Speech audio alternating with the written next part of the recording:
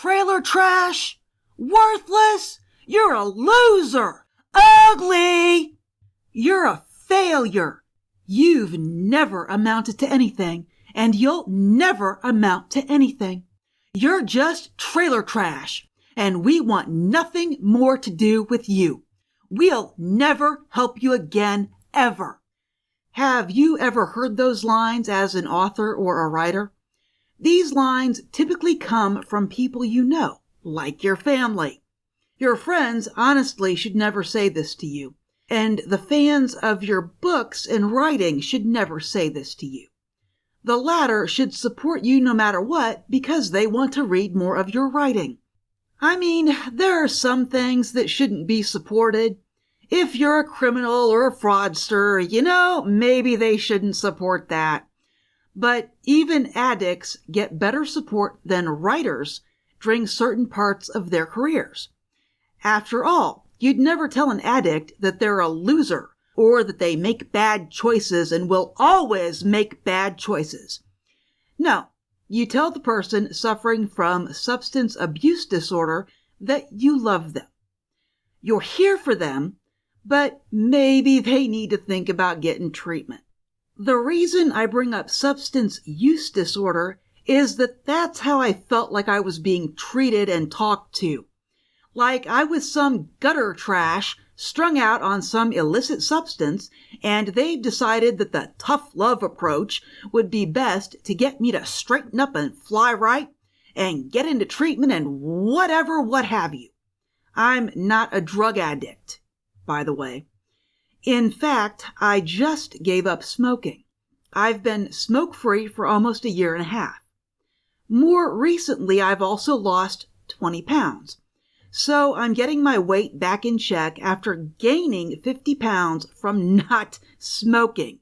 It's been a ride, and I have now a new appreciation for recovering addicts and individuals who have made the choice to quit smoking. When they say it's not easy, they're not kidding. In fact, it's an understatement, and I wrote a whole book on it, and, it is what it is. Now, writers. Oh, buddy, you're a fucking worthless loser. And when the fuck are you gonna get a real job? The appropriate response to this is, fuck you and the horse you rode in on. I don't care who it is that said those words to you. It can be your mom, dad, sister, brother, cousin, whoever. If they diss what you're trying to do, feel free to tell them where they can go and what they can do when they get there. About a month ago, I heard these words from one of my family members. Now, I didn't get mad. I'm too old for that shit. I just don't have time for that argument. I got shit to do, like write more books so that you can escape into my fiction. So I simply thanked them for their well-thought-out advice and ended the call.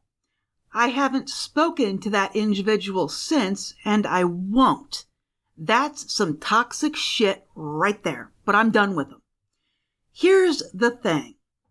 I'm a loser in this individual's eyes because I'm not rich. I haven't made $1 billion on my books, so I'm a loser. Fine. That's their opinion. They can go to hell with it, but whatever.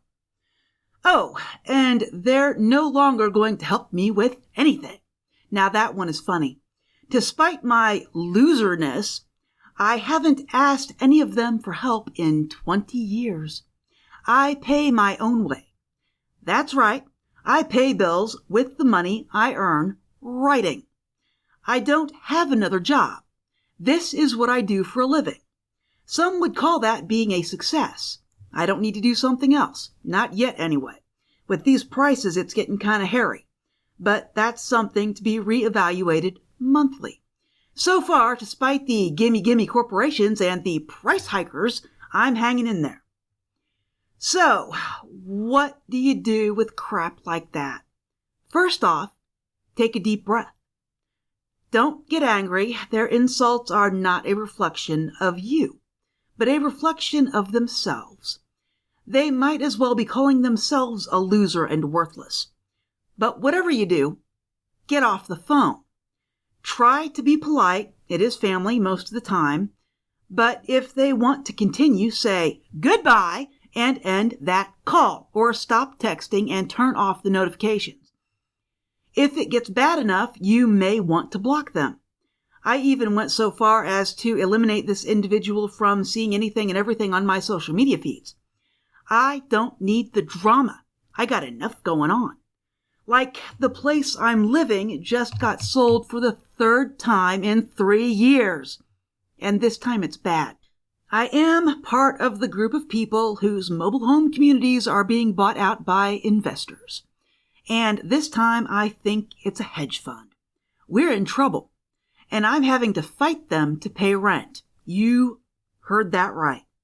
The payment portal we were using was abruptly shut down. The manager here was fired. No point of contact. On a whim, I called the office number anyway. Turns out I could pay January with a check. Keep in mind, this is January 3rd. If we don't have rent paid by January the 6th, we're going to get a 3 days to quit notification. So it's pretty serious shit. Anyway, so I took the check, wrote it out, set it in the mailbox. It took a week to clear. This month, you had to go down to the office and get the directions to pay rent. Instead of sticking those directions on our doors, they chose to piss and moan about the weather. It was -6 for a week and a half. No shit, it sucked. But this is not the information we need. In fact, I was looking for those directions on the rent statement, but there was no rent statement in our property boxes. This is for February, dudes. On my walk back to my house, I heard water. A lot of water. Unfortunately, I was not wearing my glasses, so I could only see about 2 feet. I had to practically get on top of it to find it, but one of my neighbor's water meters had taken a crap. I knocked on the door and told them. I don't know if you know, but when water meters break, they leak a shit ton. It sounds like a small stream flowing. So that happened. That was fun. And I'm not the only person having problems paying rent. A bunch of people who paid their January rent early are being accused of not paying January rent.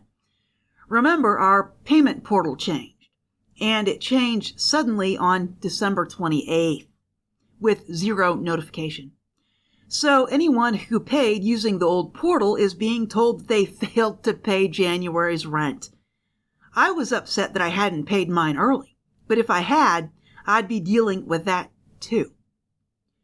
So, it's a shitstorm over here, and people calling me names and trying to destroy my self-esteem are just gonna have to wait.